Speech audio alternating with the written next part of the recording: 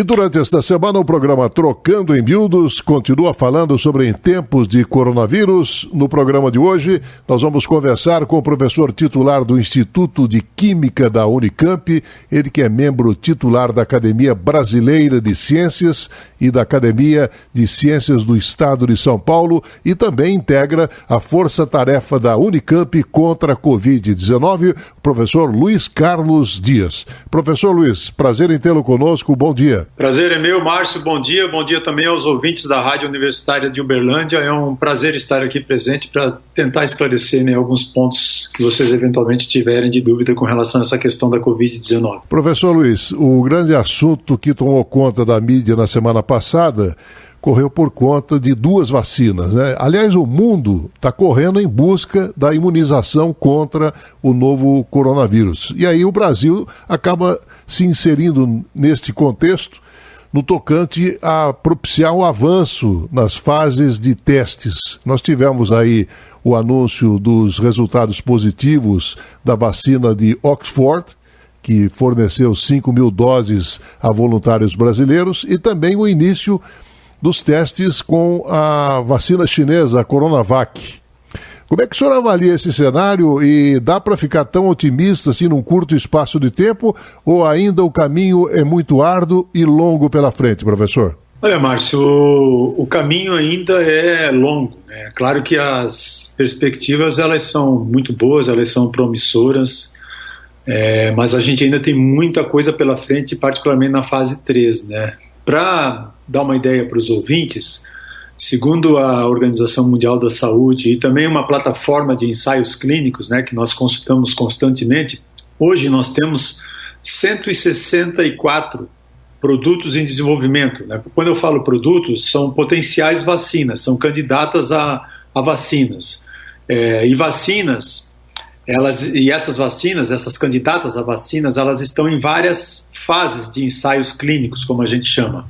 Nós temos hoje cerca de 140 em fase pré-clínica, são aquelas fases, Márcio, em que a gente analisa, os cientistas analisam o efeito da vacina em pequenos animais, em ratos, em camundongos, em macacos.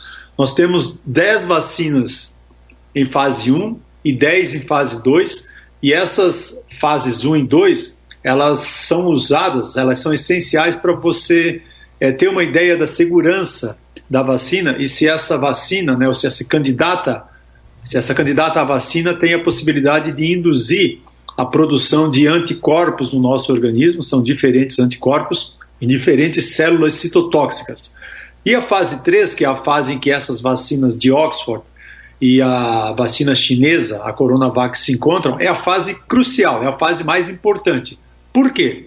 Porque nas fases 1 e 2 são analisadas a segurança da vacina, se ela não causa efeitos colaterais adversos, né, se ela não é prejudicial para as pessoas, e se ela induz a produção de anticorpos e células citotóxicas, que são extremamente importantes.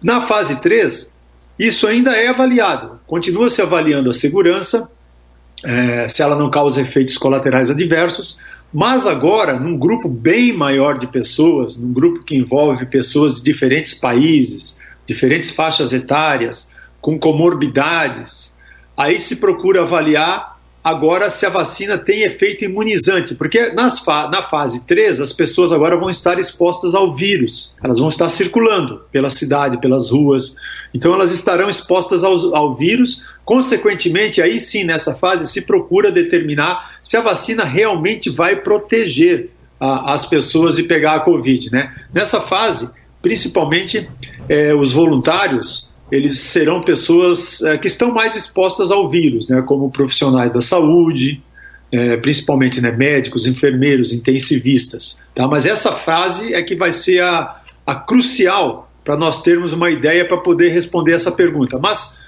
se eu puder ainda continuar falando mais um pouquinho sobre isso... Fica à vontade. Os resultados das fases 1 e 2, Márcio, principalmente da vacina de Oxford, eles foram muito promissores, sabe? Eles foram realmente muito interessantes. Por quê? Porque a vacina se mostrou segura, né? Essa candidata à vacina ela se mostrou segura, ela não causou efeitos colaterais muito adversos, os efeitos colaterais observados foram dores no corpo, dores de cabeça, que os médicos conseguiram controlar com o uso de paracetamol. E ela induziu, o que é muito importante, a geração, a produção tanto de anticorpos como de células citotóxicas. Para que uma vacina funcione bem, é essencial que ela produza, nessas fases 1 e 2, uma resposta que a gente chama de resposta humoral, que é com produção de anticorpos, IgA, IgG, IgM, e uma resposta celular, que é com a produção de células citotóxicas, que normalmente são de dois tipos, CD4 e CD8. Nós não sabemos exatamente quais células citotóxicas foram produzidas aí por essa vacina, mas ela, segundo a publicação, inclusive, no periódico The Lancet, da última segunda-feira, do último dia 20, né, uma publicação agora que todos os cientistas tiveram acesso, ela foi capaz sim de produzir essa resposta de anticorpos e a resposta de células citotóxicas. Se ela não tivesse produzido, Márcio, anticorpos e células citotóxicas, ela nem iria para a fase 3, entendeu? Ela já seria automaticamente descartada. O fato dela ir para a fase 3 já mostra que ela tem um potencial, sim, realmente muito grande de vir a proteger as pessoas, de vir a imunizar as pessoas. Mas isso só os ensaios em fase 3 é que vão dizer para os pesquisadores, para os cientistas, entendeu? Qual é a capacidade de imunização dessa vacina após esse ensaio, né? Como eu falei, esse ensaio vai envolver, aqui no Brasil, particularmente com a vacina de Oxford, que é uma colaboração da Universidade de Oxford com o laboratório AstraZeneca. Esses ensaios eles vão ser realizados aqui sob responsabilidade da Unifesp, a Universidade Federal aqui de São Paulo. A Redditor também vai conduzir alguns ensaios nos estados do Nordeste, no Rio de Janeiro, né? Esses voluntários, metade deles vão receber a vacina e a metade recebe um placebo. Isso é muito importante, sabe, Márcio? Porque tem um grupo controle. Então você dá para os voluntários, sem os voluntários saberem o que eles estão tomando, a vacina ou o placebo. O placebo é uma vacina contra a meningite, sabe? É uma vacina conhecida como MENACWY. Ela não protege contra o coronavírus, contra o SARS-CoV-2, mas ela também não faz nenhum mal, então é extremamente importante a gente ter estudo controlado, né? Essa fase 3, ela vai envolver 5 mil voluntários aqui no Brasil, tá? E 50 mil voluntários em 5 países. Então é fundamental que a resposta nessa fase 3 para a vacina de Oxford seja importante, que mostre boa imunização, né? Agora, professor Luiz Carlos, qual que é o perfil exatamente desse universo aí? Por exemplo, no caso brasileiro são 5 mil pessoas, né? Uhum. Então, qual é o universo, qual é o perfil dessas pessoas? Até que ponto essas pessoas estão saudáveis ou convivem com comorbidades? O que o senhor poderia nos dizer do perfil desse voluntariado? Olha, isso vale tanto para a vacina da Coronavac, como da Sinovac, né, a Coronavac, como para a vacina de Oxford. Tá? Os voluntários, primeira coisa que tem que ter certeza é que nenhum voluntário já contraiu Covid. Não pode, certo? Ou não pode já ter contraído, ter se curado ou estar com Covid. Não pode. A pessoa tem que estar, mesmo que ela já tenha tido contato, por exemplo, eventualmente com outras pessoas que tiveram Covid, obviamente todos nós estamos suscetíveis a isso, mas ela não pode ter contraído Covid. Depois, não podem ser grávidas. Grávidas estão fora desse grupo porque são sempre um grupo de risco. Mulheres pensando em engravidar nos próximos 3 a 6 meses também são tiradas fora, certo? Ficam no grupo de risco. Aí o resto, na fase 3, o que se espera é pegar pessoas que estejam expostas ao vírus. Profissionais da saúde são inclusos, certo? Porque profissionais, como eu já comentei, médicos, enfermeiros, intensivistas, eles estão expostos ao vírus. Então, essas pessoas que não contraíram vírus e que atuam na linha de frente no combate ao coronavírus são voluntários em potencial.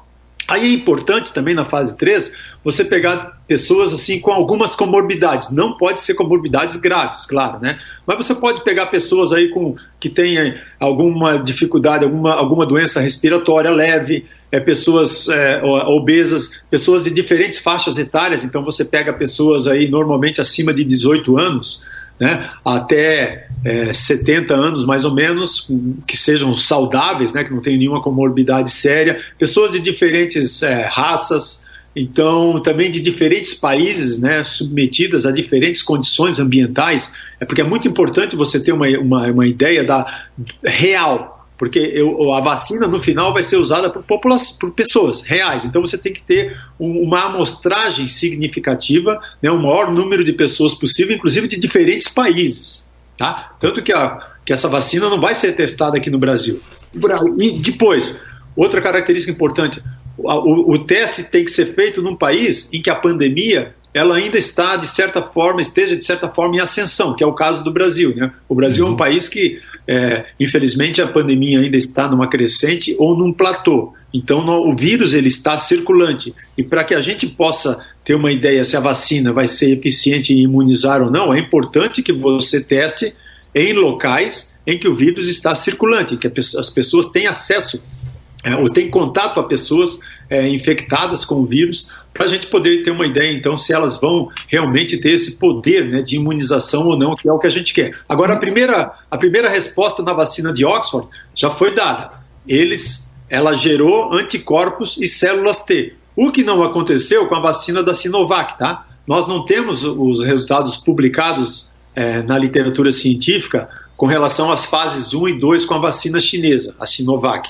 O que a gente tem são relatos, né, do Butantan, né, e da própria equipe que está trabalhando. Mas, segundo eles, a vacina, a Coronavac, ela induziu a geração de anticorpos. Eles não comentaram nada sobre células T. Uma vacina ideal, ela deve produzir, Márcio, tanto a geração de anticorpos como células T. Aí, nesse sentido, parece que a vacina de Oxford ela conseguiu uma resposta, né, mais ampla. Agora, o resultado final nós só vamos ter após os ensaios de fase 3, entendeu? A vacina a candidata à vacina do Butantan, né, que é da Sinovac, a Coronavac, ela também vai ser testada aqui no Brasil, né, em vários locais, inclusive no Unicamp, aqui é um dos centros, viu, Clóvis? Nós vamos testar aqui, ela vai ser testada aqui em cerca de 500 pacientes também voluntários, né?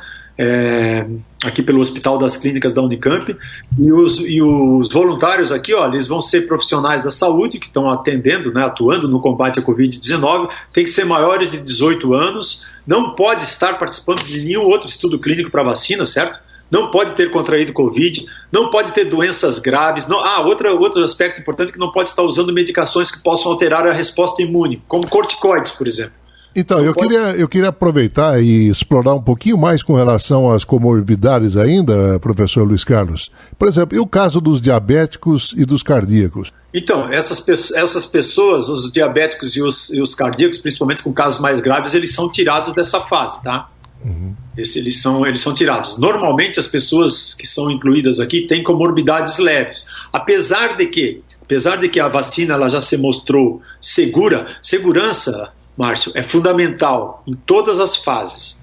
Então, assim, pessoas com comorbidades graves, elas não entram nos testes de vacinas, porque nós não sabemos, por exemplo, né, os cientistas não conhecem que tipo de efeito, por exemplo, pode acontecer com essas pessoas. Agora, em a vacina sendo aprovada num grupo, por exemplo, que envolva pessoas com algumas comorbidades mais leves, e dependendo da eficácia dela, se ela é capaz de impedir a infecção, né, a entrada do vírus, ela vai ser eventualmente então utilizada por pessoas aí com outras comorbidades, né, que inclui diabetes, que inclui problemas cardíacos, problemas neurológicos, né, problemas respiratórios mais graves.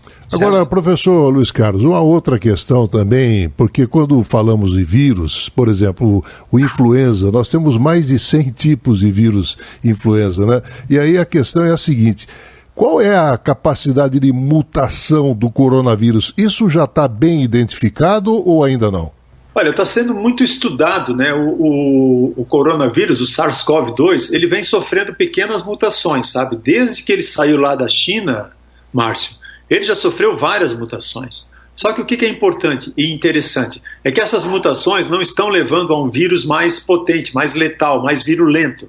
Então são pequenas modificações que estão ocorrendo, e isso é normal. Porque o vírus sai de um corpo para outro e ele se multiplica dentro do nosso organismo. Ele não é um organismo vivo, um vírus. Embora tenha muita controvérsia sobre isso na literatura, né?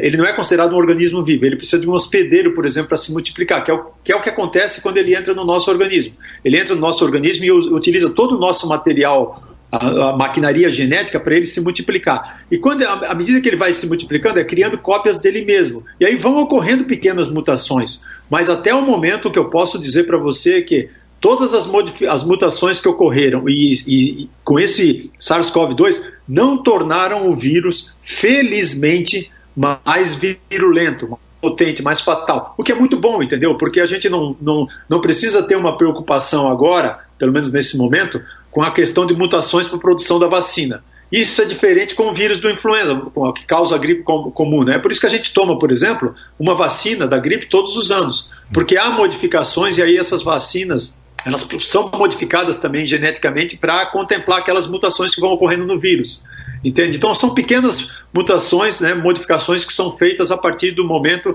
em que você detecta, por exemplo, as mutações nos vírus.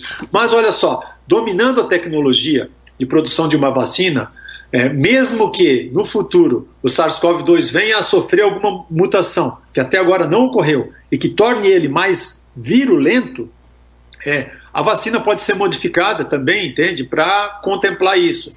Então, o que é importante, né, para responder a tua pergunta já sofreu várias pequenas mutações, mas essas pequenas mutações, elas são em partes, né, do material, do código genético do vírus, que não tornam esse vírus mais potente, mais fatal, mais letal, mais virulento, e sim, não prejudicam mais, felizmente. Agora, essas vacinas, doutor Luiz Carlos, quantas doses seriam suficientes para a geração de anticorpos neutralizantes?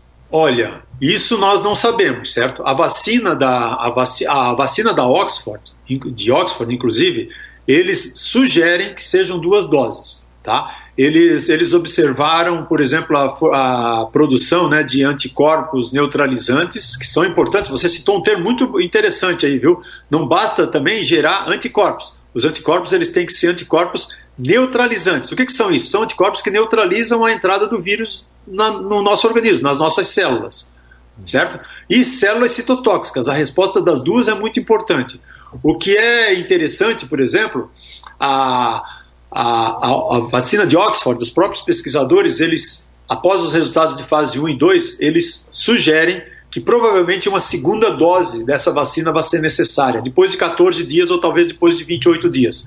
O Instituto Butantan já testou 2 doses, direto, certo? Intramuscular. Então eles fizeram as fases 1 e 2 em voluntários só chineses, tá? A vacina a candidata à vacina da Sinovac, só voluntários chineses.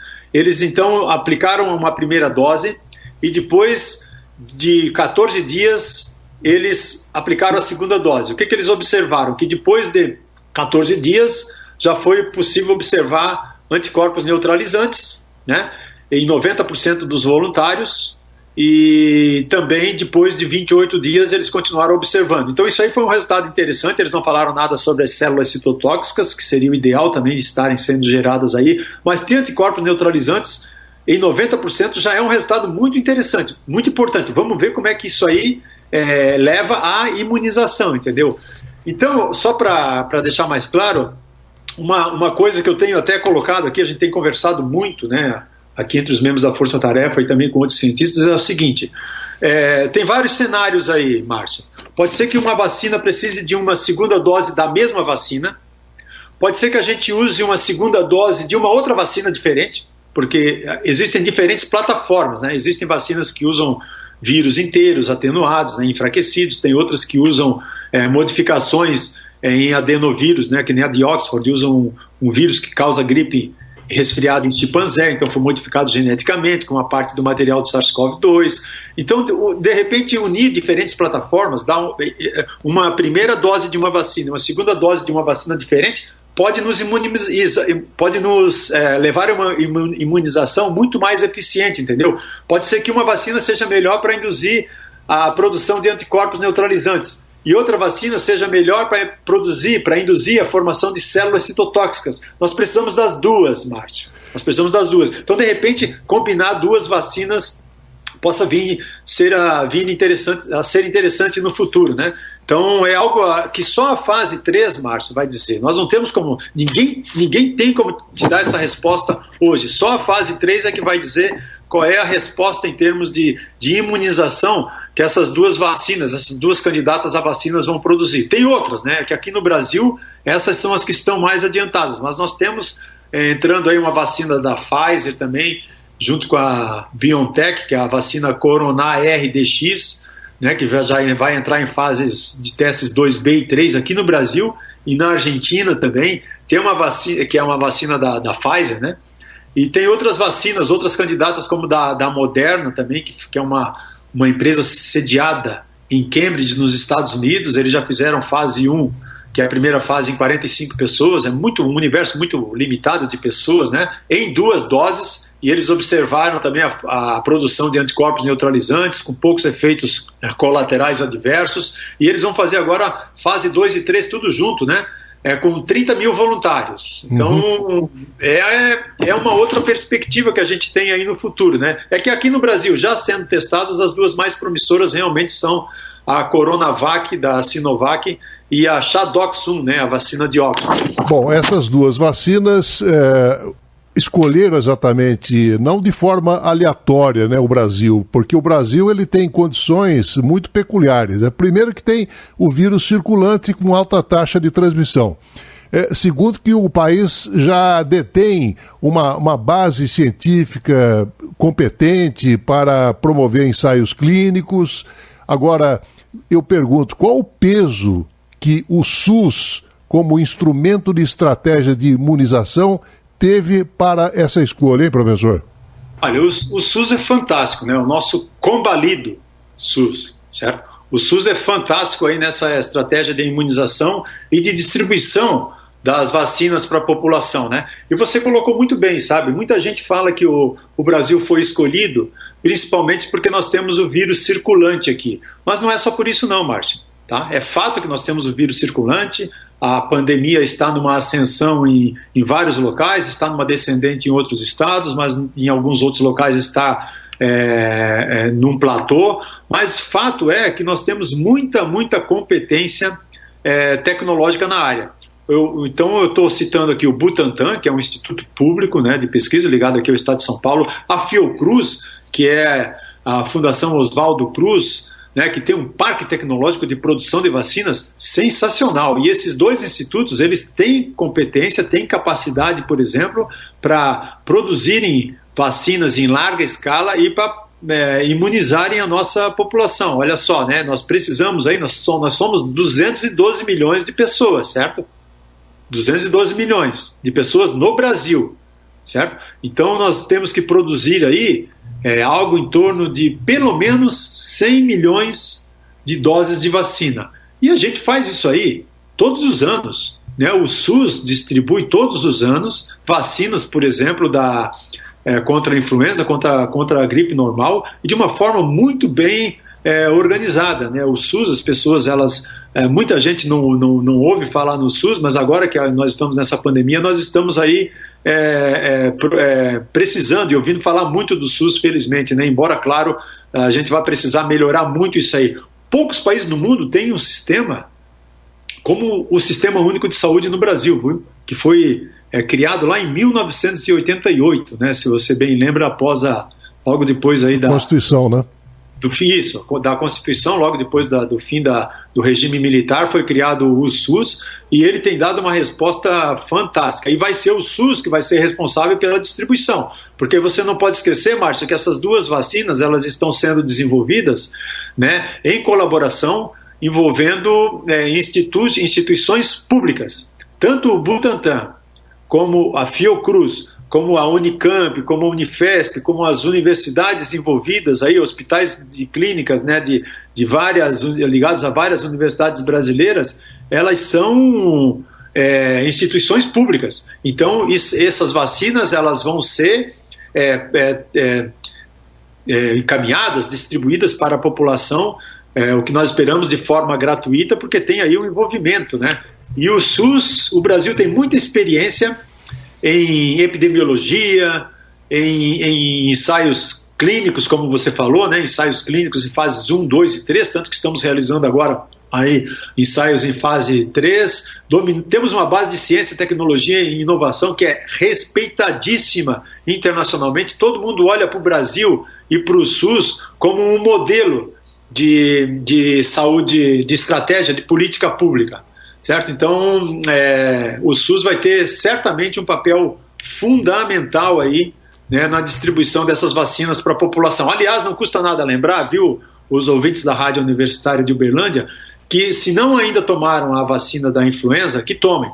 Ela não ajuda a prevenir contra o coronavírus, né, claro, mas ela é extremamente importante para manter seu sistema imune aí em dia, para caso você seja infectado, né, o teu sistema imune esteja aí em dia e possa combater a infecção. Não se esqueçam que cerca de 85% das pessoas aí que são infectadas ou têm casos muito leves ou não sentem nada. Por quê? Porque é o próprio sistema imune, a produção de anticorpos, IgA, IgM, IgG e a produção de células T que nos ajudam, tá, a combater o vírus aí sem precisar tomar nenhum tipo de medicação, enquanto uma vacina não vem, né? Bom, e enquanto a vacina não vem, a pergunta final, e cuja resposta todo mundo está aguardando, não deixando de ressalvar que muitas vezes o otimista pode ser um pessimista mal informado, mas no melhor dos cenários, qual a previsão de disponibilidade dessa vacina, professor? Olha, os ensaios, e nós temos que ter muita cautela com relação a essa tua pergunta, sabe? É claro que está todo mundo muito ansioso, né?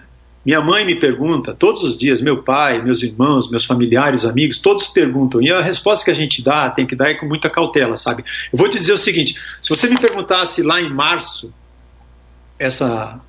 fizesse essa mesma pergunta, eu te diria, olha, dificilmente antes de 2021 final ou início de 2022 nós vamos ter uma vacina. Mas hoje, o mundo inteiro está pesquisando vacinas e alternativas medicamentosas, certo? A nossa chance é uma vacina. Não existe medicamento para a Covid-19 em nenhuma das fases, infelizmente. Então, por que foi tão rápido? Porque o tempo para desenvolver uma vacina, Márcio, ele pode levar 4, 5, 10 anos. A vacina da dengue está sendo produzida desde 2009, vai sair ano que vem, 12 anos. A vacina da cachumba levou 4 anos para ser produzida. A do ebola, em torno de 5 anos. A da zika saiu mais rápido, 2 anos, porque pulou todas as fases 1, 2 e tal. Então, o tempo para desenvolver uma vacina é o tempo da ciência, para ter uma resposta concreta, eficiente, de eficácia, que não cause danos às pessoas, ela leva tempo. Só que, por que essas duas entraram em fase 3 tão rápido? Nós estamos há 6 meses nessa pandemia, Márcio. Pensem nisso. Em 6 meses já foram realizados os ensaios de fase 1, 2, já estamos em fase 3. Por quê? Porque essas tecnologias, das empresas de Oxford, da AstraZeneca e da Sinovac, elas já foram desenvolvidas anteriormente para nós tratarmos a MERS e a SARS. Só que o que aconteceu? MERS e SARS não viraram uma pandemia. Elas foram apenas epidemias localizadas. Os vírus que causam MERS e SARS, eles não são tão transmissíveis como o SARS-CoV-2. Então, lá naquele momento, 2002, 2003, 2012, como que foram combatidas as epidemias de MERS e SARS? Não teve vacina. As vacinas estavam sendo investigadas. Foram combatidas com isolamento social, distanciamento físico, uso de máscaras, hábitos de higiene, álcool gel. Isso aí serviu para impedir que as epidemias de SARS e MERS virassem uma pandemia, certo? Aí, como essas vacinas começaram a ser desenvolvidas lá e nunca foram utilizadas, essas empresas usaram a mesma tecnologia, porque elas já tinham feito, inclusive, ensaios em fases 1 e 2 e viram que as vacinas eram seguras. Então, eles fizeram pequenas modificações para que essa vacina pudesse agora atuar contra o SARS-CoV-2, que é um novo vírus, certo? O vírus nós conhecemos, nós tivemos contato com esse vírus no dia 31 de dezembro de 2019, que foi quando a China informou a Organização Mundial da Saúde sobre um vírus diferente, uma doença diferente. Então, nesse período aí, nós estamos 6 meses e meio, quase 7 meses, já foram feitas todas as fases 1, 2 e 3. Então, já avançamos demais, certo? Eu não imaginava que em março nós estaríamos hoje, em julho, em fase 3, e muito menos realizando fase 3 aqui no Brasil. Então, essa fase 3, o que acontece? Ela normalmente deveria levar 1 ano. certo? Pelo menos um ano, porque você tem que ter, né, são vários países testando, não é só aqui no Brasil, você tem que coletar o que está acontecendo no Reino Unido, na África, você vê que a pandemia também está em ascensão na África, então está sendo testada lá. Então você tem que coletar a resposta de todos esses países de imunidade, né, para as diferentes populações, juntar e aí solicitar a autorização das agências, né, regulatórias, que aqui no caso do Brasil é a Anvisa, e produzir em larga escala. E olha, nós estamos falando, né, 212 milhões de habitantes. Talvez a gente não precise vacinar todos. Talvez se a gente vacinar cerca de 100 milhões, principalmente, ou começando pelos grupos de maior risco, né, que tem comorbidades, os idosos, os profissionais da saúde, aquelas pessoas que estão mais sujeitas, né, em contato com o maior número de pessoas, a gente já consiga imunizar boa parte da população. Certo? Mas o que eu te diria, o que eu falei aí na reportagem para a Unicamp, né, se tudo der muito certo, nós teremos, ou seja, se a fase 3 correr tudo bem e mostrar a imunização, nós teremos a vacina daqui a um ano, julho de 2021. Se tudo der muito, muito, muito, mas muito certo, e a vacina mostrar que está imunizando uma parcela considerável da população, pode ser que, em virtude de ser uma pandemia, a gente consiga correr com a produção e com os marcos regulatórios e ter uma vacina para o primeiro trimestre de 2021 ou eventualmente para dezembro desse ano. Antes disso, eu não acredito que a gente vá ter, por exemplo, doses suficientes ou um resultado, né, que seja suficientemente forte, robusto, para garantir que a gente possa usar e que a população possa ficar mais tranquila, né, inclusive com as questões de relaxamento, né, das medidas de isolamento social. Aí. Então, eu diria assim, que se nós tivermos para o primeiro trimestre de 2021, vai ser um avanço enorme que nenhum cientista poderia prever, em virtude de que nós estamos aí há pouco menos de 7 meses na pandemia, entendeu? Então, o momento é de cautela, certo? Eu acho que é um momento para a gente ter muita esperança, né, acreditar realmente que nós vamos ter uma vacina em breve. Tem outras vacinas chegando, nós falamos de apenas 2, eu citei também a da Pfizer e a da Moderna. Outras vacinas podem aparecer aí também em fases 2 e 3, mas eu acredito que até lá, certo? Se eu puder dar uma sugestão, né, para os seus ouvintes, manter as medidas não farmacológicas, né? Ter foco nas medidas não farmacológicas que são, para quem pode também, né, Márcio, o distanciamento social, o isolamento, né, social, o distanciamento físico, o uso de máscaras é essencial, porque a máscara serve como uma barreira física muito importante, os hábitos de higiene, né, de limpeza, de lavar as mãos, de usar álcool gel, e nós precisamos pensar em sociedade, né, em coletividade, né, o que nós queremos enquanto coletividade para sair dessa pandemia. Então é extremamente importante que a gente tenha em mente que a consciência, né, de que nós todos vivemos no mesmo planeta e nós todos somos dependentes uns dos outros e do meio ambiente. Então, enquanto a vacina não vem, e ela virá com certeza, e a vacina e a doença infelizmente não atinge a todas as pessoas da mesma maneira, né, porque nós temos inúmeras desigualdades aí e as pessoas sentem essa pandemia de forma muito diferente, é extremamente importante aí, né, nesse momento ter diálogo, bom senso, né, evitar toda essa questão de polarização política, estar aberto ao diálogo e manter essas medidas, sabe, não farmacológicas que têm sido preconizadas pela Organização Mundial da Saúde, que eu citei aqui, Márcio. Começamos no programa Trocando em Miúdos com o professor titular do Instituto de Química da Unicamp, membro titular da Academia Brasileira de Ciências e da Academia de Ciências do Estado de São Paulo, integrante da Força Tarefa da Unicamp contra a Covid-19, professor Luiz Carlos Dias, a quem agradecemos a gentil participação. Foi um prazer tê-lo conosco, professor. Prazer foi meu, eu estou à disposição, eu mando um abraço, né, a gente lamenta, né, se solidariza com todos os familiares, né, de pessoas que perderam seus entes queridos por essa pandemia. Eu mando um abraço carinhoso para os ouvintes da Rádio Universitária de Uberlândia, parabenizo você pelos 33 anos no ar, né, você me falou. Com certeza. Certamente informando muito bem os seus ouvintes, então um beijo no coração de todos, muito obrigado. Muito obrigado, bom dia, professor. Bom dia.